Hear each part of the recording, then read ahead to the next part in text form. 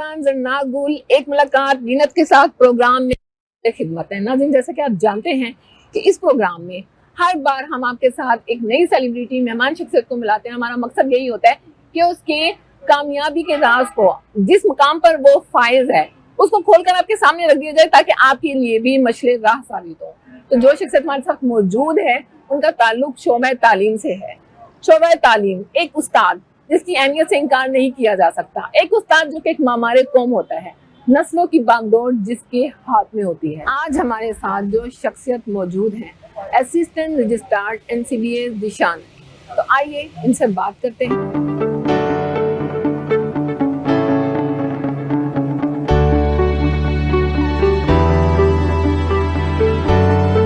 नाज़रीन, जिस मेहमान शख्सियत की हमने बात की हमारे साथ मौजूद हैं, बाकी की बात इनसे इनकी ज़ुबानी करते हैं। शोबा तालीम से मुंसलिक है, तो सबसे पहले शोबा तालीम के हवाले से इनसे बात करते हैं। अस्सलाम वालेकुम। जी वालेकुम सलाम, कैसे हैं आप? अल्लाह का शुक्र। दिशान साहब, बहुत बहुत शुक्रिया, आपने अपने कीमती टाइम में से हमें टाइम दिया। तो हम चाहते हैं कि आपसे कुछ सीखने का मौका मिले, तालीम की अहमियत के हवाले से आपसे बात की जाए, लोगों को अवेयरनेस दी जाए कि तालीम कितनी ज़रूरी है इंसान के शऊर को डेवलप करने के लिए, इंसान के अंदर की इंसानियत जगाने के लिए तालीम का क्या किरदार है। तो थोड़ा सा इस पर रोशनी डालिए।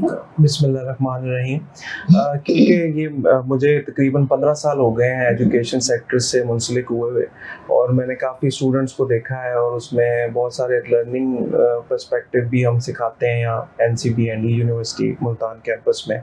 और अपने तमाम स्टूडेंट्स को, असातिज़ा को ये बताते हैं कि आपने अपने तमाम स्टूडेंट को अपना एक एक टाइम लर्निंग के दायरे में रहकर समझाना है, बताना है।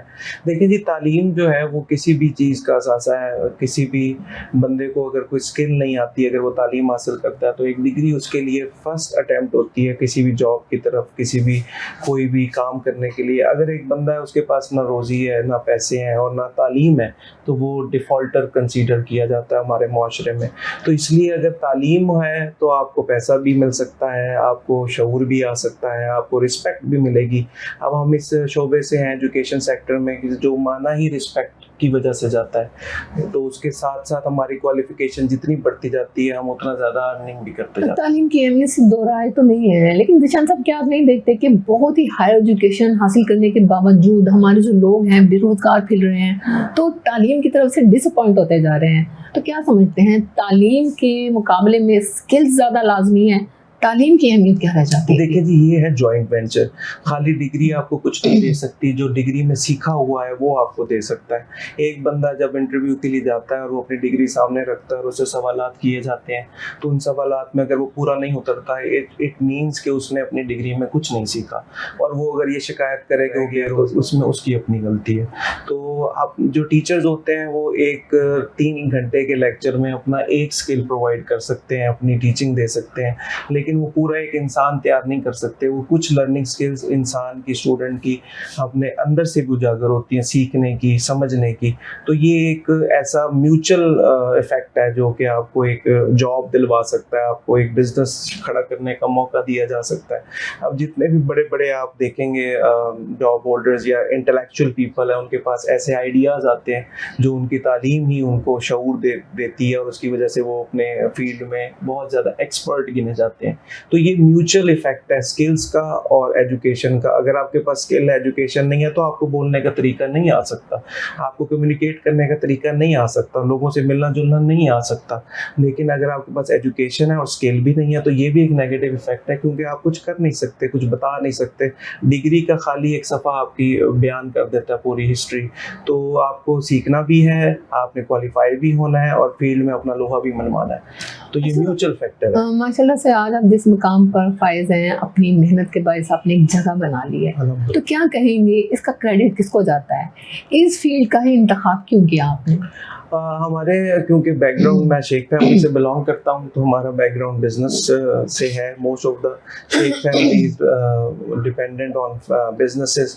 तो हमारी फैमिली में बिजनेस की फ्लरिशनेस होने की वजह से इतना ज़्यादा इम्पैक्ट था हमारी फैमिली में, तो मैंने बिजनेस एजुकेशन को इसलिए चूज़ किया।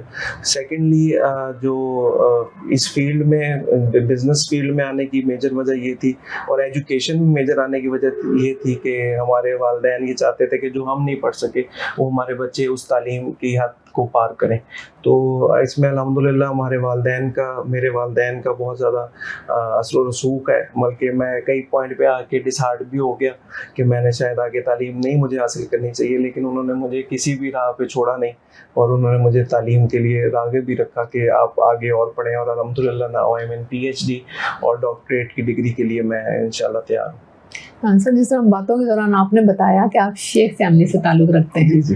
तो सर ये बताइएगा कि शेख फैमिली से रिलेटेड हमने लतीफ़े सुने हैं, इसमें कितनी एक हकीकत है? देखिए जी, वो मैं अक्सर हमारे कोलीग्स भी पूछते हैं, तो ये तरबियत से शुरू होता है काम, और शेखों में भी काफ़ी इक़साम है जिस तरह हर कास्ट में होती हैं।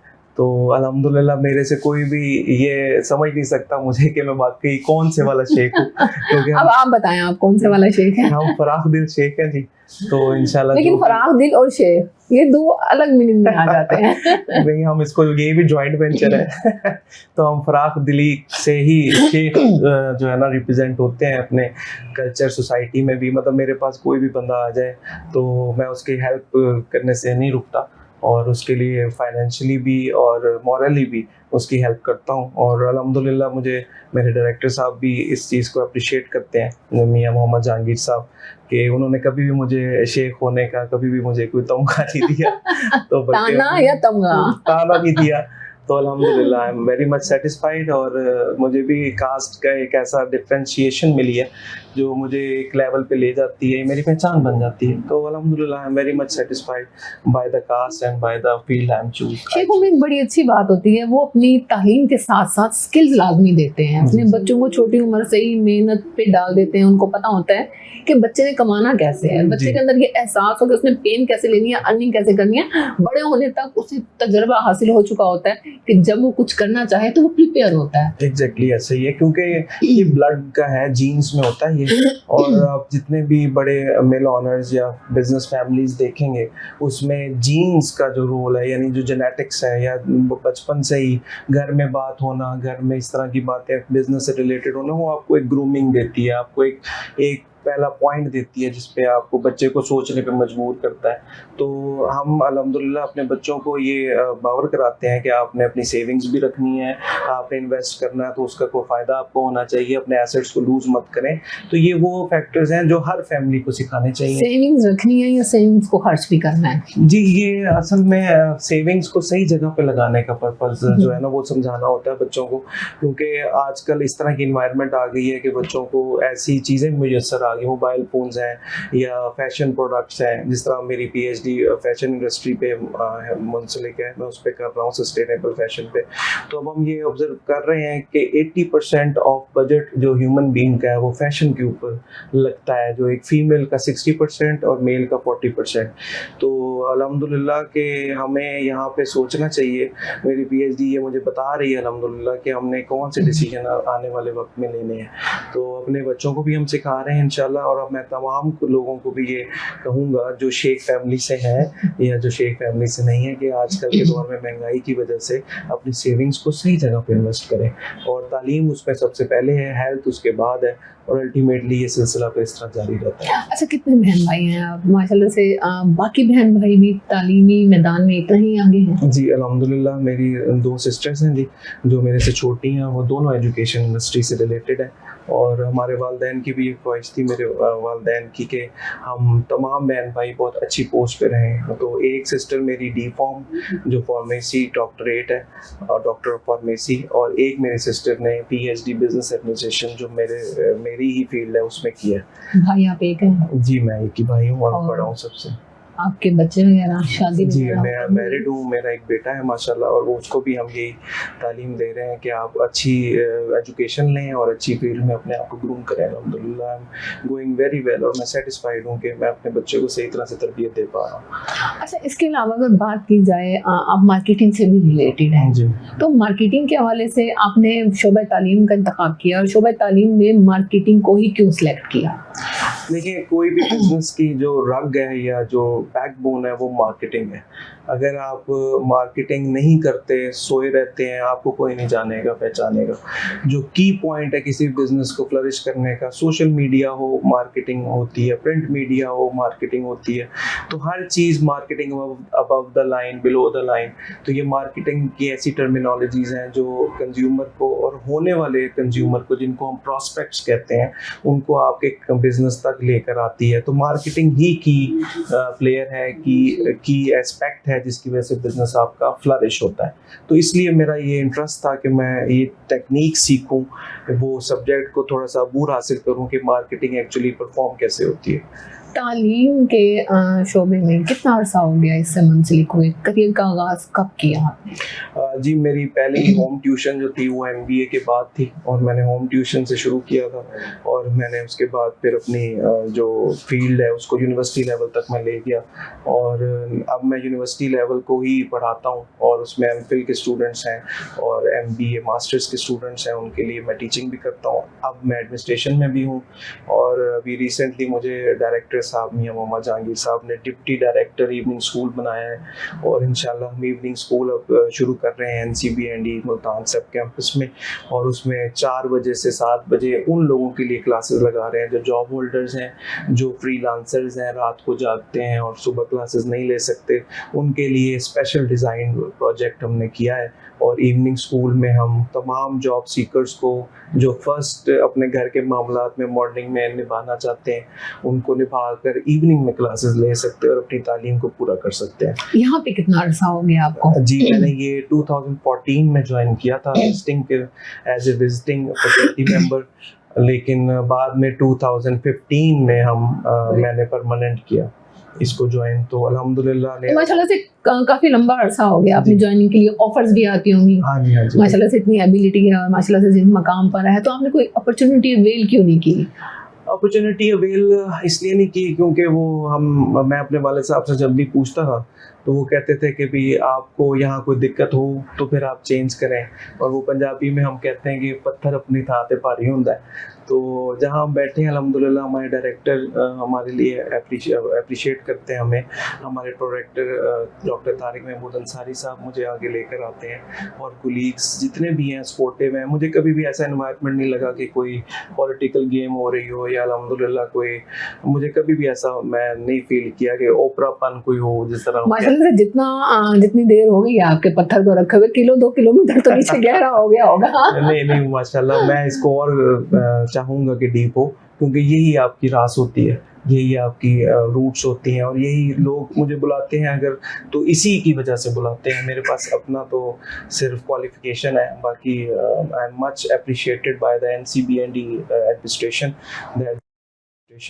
that they gave me a role to play in their institute. I am very much happy to have this institute as my career. जी, ज़ीशान अली शेख हमारे साथ मौजूद रहेंगे, लेकिन लेते हैं एक छोटी सी ब्रेक और मिलते हैं ब्रेक के बाद। ये लो बेटा, बच्चों सरप्राइज। थैंक यू दादा जान। दर पे कभी मुझे बुलाओ जी, रूह को रोशनी से भरना। वाइटल सोप और मलका मसाला उम्रा पैकेज के विनर हैं मुल्तान से अब्दुल कादिर साहब। सरप्राइज दादा जान, उम्रा मुबारक हो। मलका मसाला या वाइटल सोप के 5 खाली पैकेट्स, नाम, पता और फोन नंबर के साथ PO बॉक्स नंबर 809 मुल्तान पर भेजकर उम्रा पैकेज की कुरानंदाजी में शामिल हो जाएं। हर महीने की 30 तारीख को 30 खुशनसीबों के नाम टीवी और अखबार पर अनाउंस किए जाएंगे। वीनस ग्रुप ऑफ कंपनीज, क्या आप अपने माली अहदाफ तक पहुंचना चाहते हैं? तो फिक्रमंद होने की कोई जरूरत नहीं, क्योंकि वीनस ग्रुप ऑफ कंपनीज आपके लिए एक ऐसा प्लेटफॉर्म है जहां आप अपने माली अहदाफ तक बआसानी पहुंच सकते हैं। हम दुनिया भर में अपनी खिदमत फराहम कर रहे हैं। कमोडिटी मार्केट में महारत के साथ साथ हम अपनी पेशा वाराना पुर अज़म खिदमत के साथ बढ़ती हुई मार्केट में जिंदा रहने में आपकी मदद करते हैं। हमारा एतमाद मार्केट के खतरात को कम करना है, जिसका नतीजा आप काबिल जिक्र मुनाफा कमाते हैं। वीनस कस्टमर केयर सपोर्ट 24 घंटे मुफ्त मुशावरत फराहम करती है और हमवार अमल के लिए हमारे पार्टनर्स की मदद करती है। तो आज ही हमारी वेबसाइट पर रजिस्टर हो और मुनाफा कमाना शुरू करें। जी वेलकम बैक। ज़ीशान अली शेख हमारे साथ मौजूद हैं, तो बातों का सिलसिला वहीं से शुरू करते हैं जहां से हमने खत्म किया था। जी ज़ीशान साहब, बात हो रही थी मार्केटिंग के हवाले से। क्या कहेंगे, मार्केटिंग क्या है, मार्केटिंग की अहमियत क्या है, और मार्केटिंग की तरफ आते हुए हमारी जो न्यू जनरेशन है, लड़के लड़कियां, वो घबराते हैं क्यों, जबकि मार्केटिंग में एक स्कोप है, वो हमें समझ नहीं आता, इसकी क्या वजह है?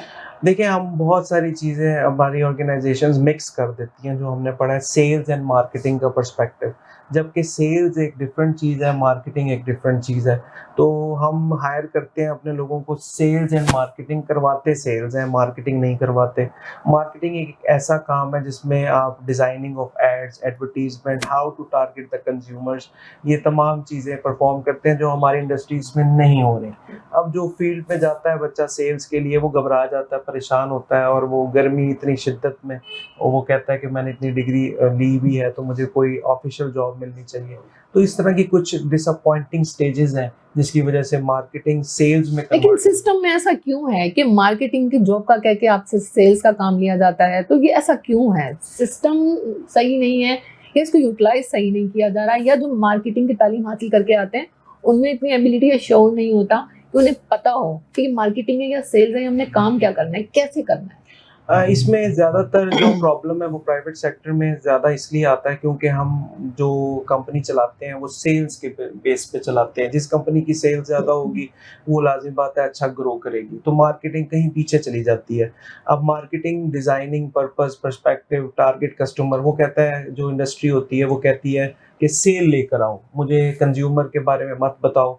और इसकी वजह से जो उसका टैलेंट होता है लड़के का या लड़की का, जो मार्केटिंग सीखी होती है, वो कहीं डेड हो जाता है। क्योंकि हमारी बहुत कम ऑर्गेनाइजेशंस इस पाकिस्तान में एग्जिस्ट करती हैं जो इंटरनेशनल लेवल की ब्रांडिंग करती हैं। तो ज़्यादातर जो इंडस्ट्रीज़ हैं वो ज़्यादा सेल्स फोकस्ड हैं और सेल्स पे उनका ज़्यादा लाएअमल है, जिसकी वजह से मार्केटिंग की फील्ड कहीं पीछे चली गई है, डिग्रियों तक महदूद हो गई है, और सेल्स की जो फील्ड है वो बहुत आगे। क्या समझते हैं मार्केटिंग का जो शोबा है, मार्केटिंग के जो स्किल्स हैं, या मार्केटिंग में का जो रुझान है, वो लड़कियों में ज्यादा है या लड़कों में, और क्यों? ज़्यादातर रुझान तो लड़कों में है। लड़कियों में फील्ड वर्क की वजह से, जिस तरह मैंने पहले बताया कि वो घरेलू मामलात या जो उनके फैमिली है उनको अलाउ नहीं करती फील्ड वर्क के लिए, और वो कहीं पीछे रह जाती हैं। लड़कों में ज़्यादा रुझान है क्योंकि वो बाहर भी निकलते हैं, उनका सोशल नेटवर्क भी बनता है। आई होप जिस तरह आप फीमेल हैं आपको भी दिक्कत आती होगी लोगों के साथ, मेल के साथ बात करने में कोई हर्डल्स क्रिएट होती हैं। तो इस तरह का ये फैक्टर्स हैं जो ज़्यादातर कंज्यूमर बेस्ड हैं, और वो लड़के ही ज़्यादा बेहतर हैंडल कर सकते हैं। अच्छा, एक अच्छा मार्केटर बनने के लिए मार्केटिंग की तालीम जरूरी है या तजुर्बे से भी एक अच्छा मार्केटर बना जा सकता है? जी, मार्केटियर अच्छा तजर्बे से भी बना जा सकता है, लेकिन मैं ये समझता हूँ कि पर्सनैलिटी ग्रूमिंग जो है वो आपको पढ़ाई से आती है। आपको पहनने की सेंस, आपका combination of dresses, aesthetic sense, आपने किस तरह से बात शुरू करनी है, कहाँ पे ख़त्म करनी है, ये तमाम वो पॉइंट्स हैं जो एजुकेशन से आते हैं। हाँ, आप तजर्बा तो ले सकते हैं काम करके कि आपने कहाँ पे कौन सी बात जाके ग्रैब करना है, इतने पैसे फेंको तो इतनी सेल जनरेट हो जाएगी, इतनी प्रोडक्ट को आप फेंकेंगे तो इतनी सेल जनरेट हो जाएगी। लेकिन एक पर्सनैलिटी की जो ग्रूमिंग है वो पढ़ाई के अलावा कहीं और से नहीं मिल सकती है आपको। अच्छा, अक्सर देखा गया पाकिस्तान की तालीम जो है उसको हम इतनी अहमियत नहीं देते। पाकिस्तान से लोग बाहर जाते हैं और तालीम हासिल करते हैं, उसको प्रेफर भी करते हैं, अहमियत भी देते हैं, तो उसकी क्या वजह है? इसमें क्या डिफरेंस है? हमारी जितनी भी मुझे माशाल्लाह स्कॉलरशिप मिला है फैकल्टी डेवलपमेंट प्रोग्राम का, और मैं ये समझता हूँ कि उन्होंने मुझे HEC ने अलाउ किया कि आप बाहर अब्रॉड जाकर अपनी PhD को कंप्लीट कर सकते हैं। तो अब बाहर की मैंने 2-3 एडमिशन जो रिक्रूटर्स हैं उनसे भी बात की है, तो सुपरवाइज़र्स ये अलाउ करते हैं कि आप फील्ड में जाकर ऑर्गेनाइजेशन से सीखें। सिर्फ आप इंस्टीट्यूट में क्लासेस मत लें, जाकर वहाँ पे रिसर्च ग्रुप्स बने हुए हैं, वहाँ पे स्टूडेंट्स को बिठाया जाता है, प्रैक्टिकली समझाया जाता है। हमारे पाकिस्तान में इंडस्ट्री और एकेडेमिया लिंकेज नहीं है। जो हम काम थीसिस प्रोजेक्ट रिपोर्ट्स बनाते हैं वो ज़ाया रद्दी की टोकरी बन जाता है, जबकि उसको इंडस्ट्री में जाना चाहिए, प्रॉब्लम्स के सलूशन फाइंड आउट करने चाहिए, तभी ये सक्सेस एकेडेमिया की और ऑर्गेनाइजेशंस की और जो डिफरेंट मल्टीनेशनल है उनको को फ़ायदा होगा हमारी एजुकेशन का, जो पाकिस्तान में लैक कर रहा है। तो इंटरनेशनल लेवल में एकेडेमिया इंडस्ट्री लिंकेज इतना स्ट्रॉन्ग है कि इंडस्ट्री हायरिंग ही एकेडेमिया से करती है, रिसर्च के करवा के अपने प्रॉब्लम्स के सलूशन निकलवाती है, जबकि पाकिस्तान में हमारा सिर्फ क्लासेस और एकेडेमिया का मतलब क्वालिफिकेशन इंप्रूव करना, डिग्री लेना है, और इंडस्ट्री से लिंकेज बहुत माइनर 10-1%, जिस तरह फार्मा इंडस्ट्री है, शायद इसमें कहीं डॉक्टर और फार्मेसी काम करते हैं तो अपना रोल प्ले कर सकते हैं, otherwise academia industry linkage zero है पाकिस्तान के अंदर। तो इसलिए ये लैकनेस आ रही है, लोग बाहर जाके सीखना चाहते हैं, पढ़ना चाहते हैं और अपनी डिग्री को प्रैक्टिकली इंप्लीमेंट करके देख रहे हैं कि हमें उससे क्या फ़ायदा होता है, और बहुत अच्छे पैसे अर्न कर रहे हैं, बहुत अच्छी स्किल्स सीख रहे हैं। अच्छा, जहाँ तक NCBA का ताल्लुक है, यूनिवर्सिटी कॉलेज है, माशाल्लाह से इसने बहुत कम वक्त में एक नाम बना लिया। जी अल्हम्दुलिल्लाह। सब इसको जानते हैं, हर स्टूडेंट की ख्वाहिश होती है कि NCBA में तालीम हासिल करे। ऐसे तो NCBA में तालीमी निज़ाम को मज़ीद बेहतर बनाने के लिए मज़ीद क्या लाइमल पॉलिसी है, मज़ीद क्या डिग्री प्रोग्राम्स हैं आपके पास? अल्हम्दुलिल्लाह हमारे पास जो मेजर चंक आया है वो PhD का बहुत अच्छा रिस्पांस है। हमने साउथ पंजाब में पहली दफ़ा मुल्तान रीजन में PhD लॉन्च की है। प्राइवेट सेक्टर की अगर हम बात करें तो डॉक्टरेट जो डिग्री थी प्राइवेट सेक्टर में पहले एग्जिस्ट मुल्तान की हद तक नहीं कर रही थी। NCBND के पास ये तमगा है कि MPhil में भी वो नंबर 1 है और PhD में भी वो नंबर 1 है मुल्तान रीजन साउथ पंजाब में। कोई और इंस्टीट्यूट ने पहली दफ़ा MPhil लॉन्च किया तो NCBA ने किया, और PhD लॉन्च की तो NCBA ने की, एंड वी आर कंपीटिंग और governmental institutes at PhD level. अल्हम्दुलिल्लाह बहुत अच्छी रेशो चांस हमारे पास PhD डॉक्टरेट में आया है, और हम इसको और ज़्यादा अपने फैकल्टी को बढ़ा रहे हैं, अपने स्टूडेंट्स को ऐसा एनवायरनमेंट दे रहे हैं जो कंड्यूसिव हो, पढ़ सकें। लाइब्रेरी हमारी बहुत अच्छी है, हमारे 2 सब कैंपसेस हैं मुल्तान के अंदर, होसल रोड कैंपस और एक वापडा टाउन कैंपस, और students very much interested to take admission in different programmes. और एक जो अब हम शुरू करने लगे हैं वो है इवनिंग प्रोग्राम का सेशन, जो मैंने पहले भी जिक्र किया कि उन स्टूडेंट्स के लिए जो मॉर्निंग में नई क्लासेस ले सकते हैं। तो ये वो कस्टमाइज्ड चीज़ें हैं जो हमारे डायरेक्टर, हमारे जो एडमिनिस्ट्रेशन है वो सोचती है कि कभी भी हमारा साउथ पंजाब या साउथ रीजन पीछे ना रह जाए। तो ये वो लाएमल है जिसके ऊपर हम वर्क कर रहे हैं इंशाल्लाह, और आने वाले वक्त में we will get more response, positive response from the community. Nishan साहब, यहाँ के तो तालीमी प्रोग्राम के हवाले से हमने बात कर ली। एक सबसे अहम बात जो मुझे पहले कर देनी चाहिए थी, आपका अपना तालीमी प्रोग्राम, आपका अपना तालीमी दौर, स्टूडेंट लाइफ, थोड़ा सा उस बारे में भी बताइएगा। कि आपने मार्केटिंग की भी बात की और आपने फैशन डिज़ाइनिंग का भी हवाला दिया, थोड़ी सी तफसील बताइए। इसमें जो मेरा इंटरेस्ट था, बहुत सारे जो स्टूडेंट्स हैं वो करते हैं मार्केटिंग के ऊपर, लेकिन मैंने चूज़ किया सस्टेनेबल मार्केटिंग को अपने थीसिस में। डॉक्टर मोइन अहमद मून साहब एयर यूनिवर्सिटी से मुझे सुपरवाइज कर रहे हैं और बहुत अच्छा उनका रिस्पॉन्स है और वो बहुत अच्छा अप्रिशिएट करते हैं मुझे। और सस्टेनेबल मार्केटिंग ऐसी मार्केटिंग टैक्टिक है जिसमें हम इन्वायरमेंट को सेव करने की तरीके ढूंढते हैं, क्योंकि फैशन इंडस्ट्री वो इंडस्ट्री है जो 3 तरह से इफ़ेक्ट करती है एनवायरनमेंट को। अर्थ पे भी पोल्यूशन फैलाती है, एयर में भी पोल्यूशन फैलाती है और वाटर में भी पोल्यूशन फैलाती है। तो ये जो फैशन, जो कपड़े हम पहनते हैं जिसको हम फास्ट फैशन कहते हैं, जीन्स, शर्ट, टी शर्ट्स, इनको प्रोड्यूस करने में इतना पानी सर्फ होता है, गैसेस प्रोड्यूस होती हैं, फैक्ट्री के अंदर इतने ज़्यादा वर्कर्स को टॉर्चर किया जाता है या उनके टाइम स्केड्यूल्स को इतना हार्ड बना दिया जाता है। चाइना में इतना ज़्यादा टफ सिचुएशन हो जाती है। अब आप देखें अपने ब्रांड्स को कि दिन ब दिन बढ़ते जा रहे हैं। अब मतलब आप समझते हैं कि फैशन कोई मतलब आप समझते हैं कि जो फैशन की इंडस्ट्री है ये क्लाइमेट चेंज पर असरअंदाज होती है? जी डेफिनेटली। हमारे डिस्पोज का कोई निज़ाम ही नहीं है। मैं आपको ऐसी पिक्चर्स या ऐसी रिसर्च वर्क दिखा सकता हूँ जिसमें फैशन बहुत ज़्यादा रोल प्ले करता है, आपके क्लाइमेट को इफ़ेक्ट करता है, और मैं उसके ऊपर अपनी रिसर्च वर्क कर रहा हूँ कि वो कौन से तरीके हैं जिसमें हम इसको रिस्ट्रिक्ट कर सकते हैं, क्योंकि बहुत सारी ऐसी पोल्यूशन है जिनको हम एलिमिनेट नहीं कर सकते, रिस्ट्रिक्ट कर सकते हैं। तो फैशन इंडस्ट्री भी उनमें से एक है कि हम इसको रिस्ट्रिक्ट कर सकते हैं, ऐसे रिसाइकलेबल थ्रेड्स यूज़ करें, हम ऐसे धागे इस्तेमाल किए जाएं और अपने कोलैबोरेटिव फैशन कंजप्शन को सबसे ज़्यादा इस्तेमाल किया जाए। अब कोलैबोरेटिव फैशन कंजप्शन ये है कि आपकी पहनी हुई चीज़ें सेकंड हैंड यूज़ प्रोडक्ट्स आगे भी यूज़ हों, इस्तेमाल में आए। तो ये वो चीज़ है जो कि हम कतराते हैं पहनने से, ताकि कोई बंदा टॉन्ट ना कर दे, कि ये ना लगे कि सेकंड हैंड पहना हुआ है। अब जब आप नया खरीदते हैं तो उससे डिस्पोजिशन भी बढ़ जाती है, वेस्ट भी बढ़ जाता है। जितना ज़्यादा खरीदा जाएगा उतना वेस्ट अभी तो प्रोडक्ट का ज़िया हो गया, पैसे का ज़िया हो गया, इसका असरात क्लाइमेट पर किस तरीके से असरअंदाज होते हैं वो भी बताइए थोड़ा। जब किसी भी प्रोडक्ट का डिस्पोज का कोई निज़ाम नहीं होगा तो अल्टीमेटली डंप होगा, कहीं ना कहीं किसी जगह पे डंपिंग सिचुएशन क्रिएट होगी और उसको बर्न किया जाएगा, उसको जलाया जाएगा, उसको कहीं ऐसी जगह पे रखा जाएगा जो पोल्यूशन क्रिएट करेगा। धागे को तल्फ नहीं किया जा सकता, धागे को तल्फ जला कर किया जा सकता है, और ऐसे अब धागे बना रहे हैं रिसाइकलेबल प्रोडक्ट्स जिनको हम रीयूज कर सकते हैं, और बहुत अच्छा स्टेप है। इंटरनेशनल लेवल पे इसके ऊपर वर्किंग हो रही है, और हम अपने भी कंट्री में जो कोलैबोरेटिव फैशन कंजप्शन है, जो मेरे एरिया ऑफ रिसर्च है, इसके ऊपर भी हम नए से नए रिसर्चर्स आ रहे हैं और बहुत अच्छा काम कर रहे हैं, और इससे हम क्लाइमेट को बचा सकते हैं, और इससे प्रोड्यूसर जो मैन्युफैक्चरर है उस फैशन का, उसको भी फायदा होगा कि कम बनाना पड़ेगा और कम कॉस्टिंग जो है वो आपके फैशन को प्रोड्यूस करने में आसानी पैदा करेगी।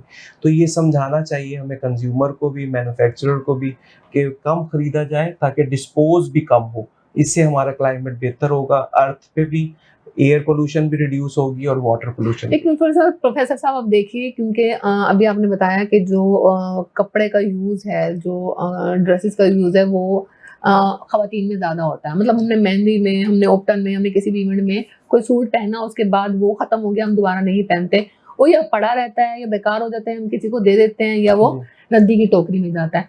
तो उसका क्या सोल्यूशन है? आखिर तो वो डंप होगा, आखिर तो वो बेकार हुआ। कब तक एक कपड़े को रीयूज करते रहें, किसी को देते रहें? आखिर तो उसने एक वक्त पे आके डंप होना है।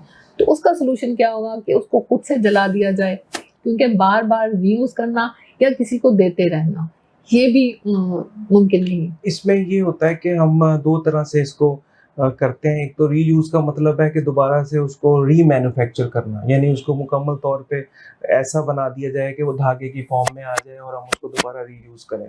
और दूसरा ये है कि आप जो फटा पुराना कपड़ा है उसको स्टिच करवा कर या उसको रिपेयर करा कर, क्योंकि पहले मोचियों का निज़ाम होता था, अब मोचियों का निज़ाम ख़त्म हो गया। अब लोग नया ख़रीदने को प्रेफर करते हैं और मोची के पास अपने जूते ले जाना पसंद नहीं करते। इससे क्या होता है कि न्यू प्रोडक्ट आती है और वो पुरानी डिस्पोज हो जाती है। तो हमें ये मोचियों का निज़ाम इस्तेमाल करना चाहिए, इससे कॉस्ट भी सेव होती है और न्यू खरीदारी भी कम से कम होती है और इस तरह डिस्पोज भी कम होता है। तो इसी तरह जब बुटीक्स का निज़ाम था लेडीज़ का, तो बुटीक्स ऑर्डर पे जो कपड़े बनवाती थी शादी ब्याह के, उनको पहनना अच्छा पसंद लगता था उनको।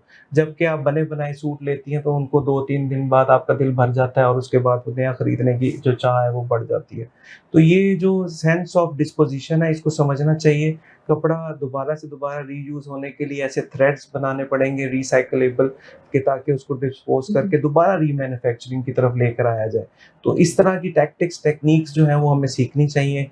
अब डोनेशन के तौर पे भी हम कपड़े देते हैं, बहुत अच्छा ये अमल है कि हम अपने कपड़ों को जो यूज़ नहीं करते वो आप डोनेट कर दें, तो इससे भी डिस्पोजिशन का जो अमल है वो रुक सकता है, क्योंकि वो दोबारा यूजेज में आ जाता है। अच्छा, आलूदगी के हवाले से अभी आपने जिक्र किया कि आलूदगी की काफ़ी इकसाम हैं, कुछ रिस्ट्रिक्ट हो सकती हैं, कुछ एलिमिनेट हो सकती हैं, तो उस हवाले से बताइएगा।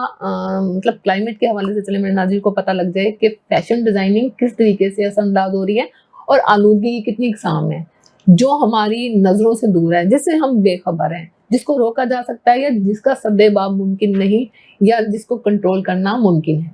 जी, इसमें नॉइज़ पोल्यूशन है।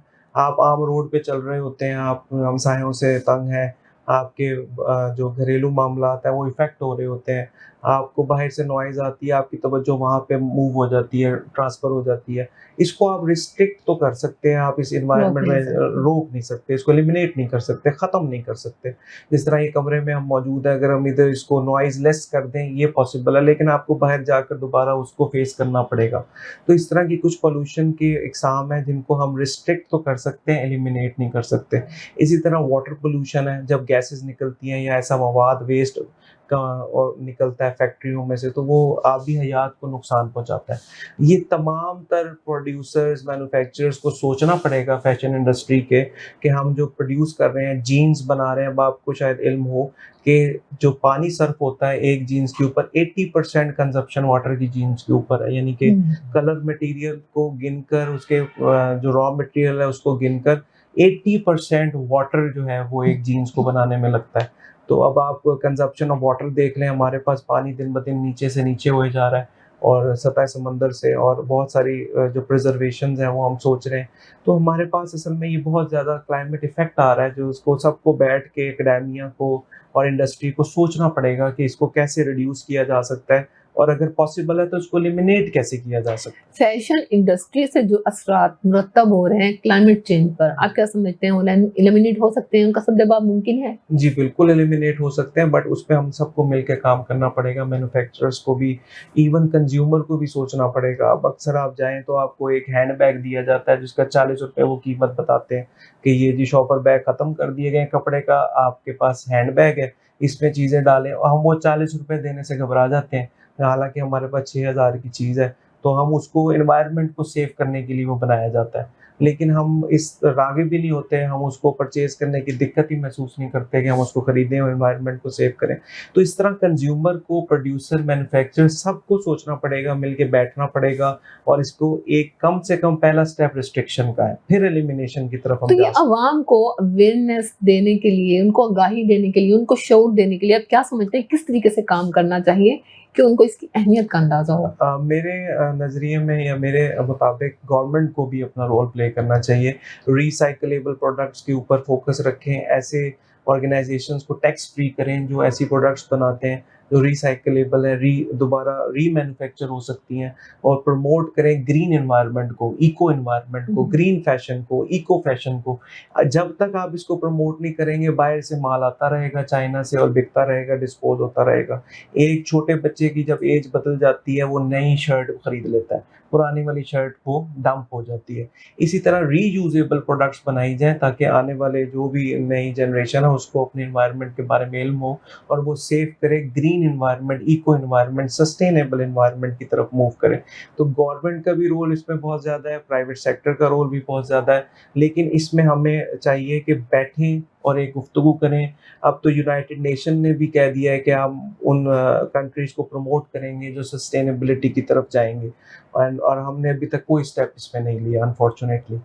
अच्छा प्रोफेसर साहब, सबसे एंड में एक छोटा सा मैसेज हमारे यूथ के लिए, हमारे नौजवानों के लिए, तालीम की अहमियत के हवाले से और क्लाइमेट चेंज के हवाले से। मैं ये मैसेज देना चाहता हूँ तमाम अपनी जो जनरेशन है, या जो मेरी जनरेशन के लोग हैं इवन, कि जब तक आप खुद घर से शुरू नहीं करेंगे तो ये काम आगे तक नहीं पहुंच सकता। हम अपने घरों, गलियों को, मोहल्लों को वेस्टेज से बचाएं। हम बाहर फेंक देते हैं, अपने साथ वाले मोहल्ले में कि नहीं फील करते कि हमारे हमसाये को बुरा लग रहा है, और इस तरह का डिस्पोजिशन हम कर देते हैं, डिस्पोज कर देते हैं मटेरियल को। तो हमें क्लाइमेट को देखते हुए, एनवायरनमेंट को देखते हुए हमें ये सोचना चाहिए कि क्या ये हमारे एनवायरनमेंट को, कम्युनिटी को इफेक्ट तो नहीं कर रहा। ये हमारा अपना काम है जो हमें घर से शुरू करना चाहिए। और I am very much thankful to this channel और मिस जरनाज that she give me a chance कि मैं आपसे ये बात शेयर कर सकूं। Thank you very much ma'am. बहुत शुक्रिया दिशान साहब, आपने अपनी कीमती टाइम में से हमें टाइम दे, इतनी इन्फॉर्मेटिव बातें बताएं, दूसरों के लिए भी मशवरा साबित हो सकते हैं। हमें अंदाज़ा हो सकता है कि हम किस इन्वायरमेंट में रह रहे हैं, किस तरह की मुश्किलात को फेस कर रहे हैं और इनका सद्देबाब किस तरीके से मुमकिन है। जी, ज़ीशान अली शेख हमारे साथ मौजूद थे, हमने इनके बारे में गुफ्तगू की, इनकी शख्सियत के बारे में जानने की कोशिश की, इनकी तालीमी अहमियत से इनसे पूछा कि तालीमी अहमियत क्या है, तालीमी मैदान में इंसान को शऊर आगाही किस तरह से दी जा सकती है। इनसे बात की मार्केटिंग की फ़वाइद के हवाले से कि मार्केटिंग क्या है, मार्केटिंग को सीखकर किस तरह से किन इदारों में आगे आया जा सकता है, मार्केटिंग में कितना स्कोप है। और इसके अलावा इन्होंने हमें बताया कि फैशन इंडस्ट्री किस तरीके से क्लाइमेट चेंज पर असरात मुरतब कर रही है और किस तरह से इसका सद्देबाब मुमकिन है। तो मिलते हैं किसी नेक्स्ट प्रोग्राम में, किसी नेक्स्ट शख्सियत के साथ। अपनी मेज़बान जन्नाज गुल को इजाज़त दीजिए। पाकिस्तान जिंदाबाद, पाक फौज पाइंदाबाद।